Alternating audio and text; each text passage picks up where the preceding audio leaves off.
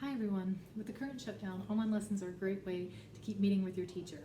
Hopefully you've been able to set up online lessons with your teacher already. I have been able to transition all of my students into online teaching, and I've come up with a couple tips that might make having an online lesson a little bit easier. Before we get started, let me just say these are all just suggestions. If you are able to do some of them or all of them, great. If you can't do any of them, that's fine too. Your teacher would rather meet with you in any situation than not meet with you at all. So just do the best that you can. I am with my family in a small 2-bedroom unit, so I teach lessons in the dining room, which is also the living room. And you may hear a crying baby in one room, or you may hear a conference call in the other room. So we're just making do the best that we can. So let's get started with a couple tips. The first thing you want to think about is the location of your lesson.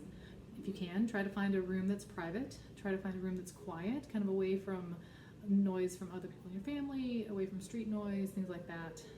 Again, I'm in the middle of my unit here, so we're doing the best that we can. Something else to think about is lighting. If you want to experiment with some fun lighting, that's great.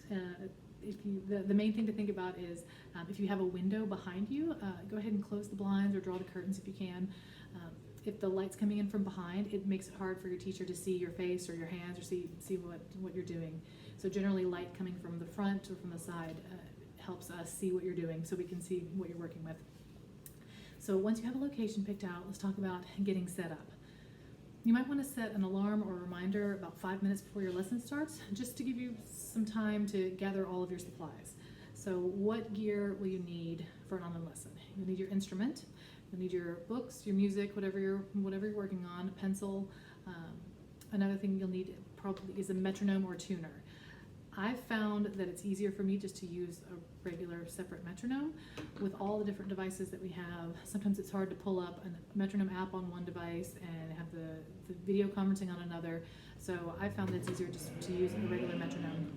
I've asked that all of my students have their metronome as well, because one thing that we have to deal with doing online lessons is the delay. So I can play a tempo for you now, but you'll hear it differently, so then the playback becomes a little bit out of sync. So what I found works is I pick the tempo, or I work with my students and come up with the tempo, and they set their metronomes so they can play along with it on their end. So having a metronome is a great thing for your lessons. You also might want to consider having a music stand. If you have a music stand at home, then you can set up your music right off to the side, so then you're looking at music eye level. If you don't have a music stand at home, that's fine too. You can set up your case on the tabletop, kind of open it up to a right angle, and you can put your music in there so you can read your music from there.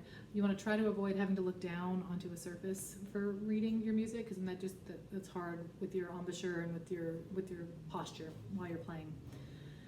Other things to think about, if you can find a straight back chair without arms, that would be great. And also without wheels. I know sometimes I have students who are doing lessons in the office at their homes, so they're in the office chairs that roll around, and they're very soft and comfy when you're typing on your computer, but it sometimes can be hard to play. It can limit your range of motion. So if you can find a dining room chair or something like that, that's great for posture, that's great for playing. Once you get your room set up and everything all situated, go ahead and angle your device or set up your device in such a way that your teacher can see your face, see your embouchure, and if possible, see your hands. Right now, I would have my clarinet here so I could see kind of the left hand, but if I were having a lesson, I would maybe angle my monitor down just a little bit more so you could see all my fingers. Again, this is not crucial, but it does help your teacher kind of see what's going on and helps us diagnose what might be causing a problem. If you can set up your device to the side also, then we could see your embouchure and we could see kind of how things are working here. So the position of the device where you're using your video conferencing can be very helpful for us if you get it at a certain angle. So now that we have everything all set up, let's talk technology. There are so many different video conferencing apps and programs that you can use. I'm using about 3 or 4 with my studio. I'm using basically whatever works for my students, whatever makes it easier. So just make sure that you have a device that works, and if you need to download an app, that you have that app downloaded. If you're using one program that requires a certain model of tablet or phone, you have that model. Just make sure you have everything that you need there. Now, each of the the different programs has audio setting options for the most part. So you can go in and tweak the audio settings a little bit to make it sound a little bit better on your end as you're taking the lesson, and then so your teacher can hear a little bit more realistically the sound that you're making. So I'm not going to get into all the different settings here. There are lots of YouTube videos. If you have questions, I'm happy to answer them. You can send me an email and I will share with you the settings that I've been using for my lessons. Just know that there are ways to adjust the audio settings to make it feel a little bit more realistic, a little bit more like we're there in person. Once you have everything set up that way, make sure your devices are charged, and if they're running low, have a power cord nearby that you can plug in real quick.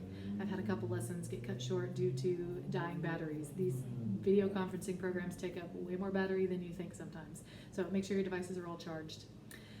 If you are using a tablet or a smartphone, something like that, you might want to think about having some sort of stand to prop it up so it's not just leaning against something so it doesn't slide down halfway through the lesson. This doesn't have to be anything fancy. If you have a tripod or some sort of stand, that would work great. If you need to just position it in a way that's leaning up against something, try to make it as secure as possible. If you have a case, a phone case that has a pop socket on the back, you can open up the pop socket and then just rest it on the lip of a coffee mug, and that makes a little stand for your smartphone, a little easy stand. So that's something to think about, just kind of having your device set up in a way that you don't have to worry about it falling, or you're not always constantly having to adjust and move things around.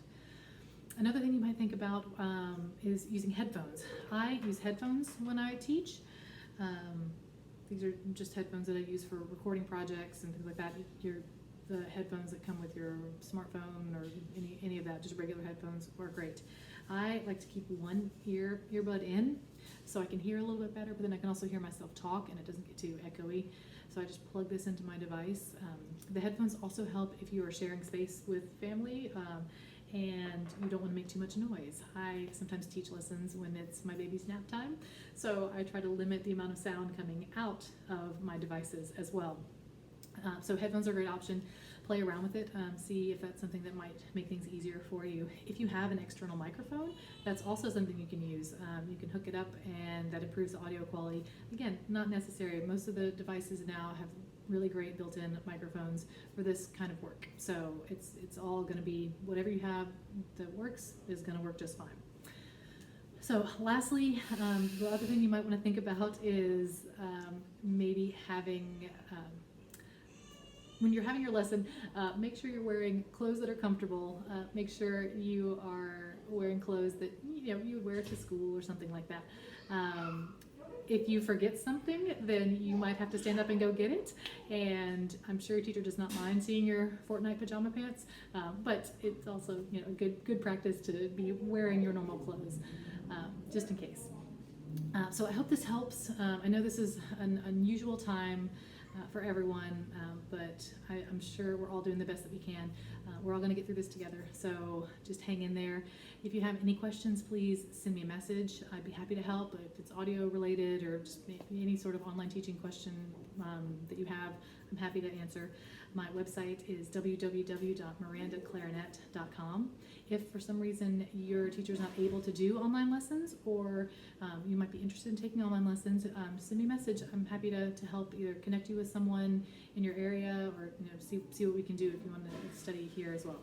So thank you so much for watching. Good luck with everything.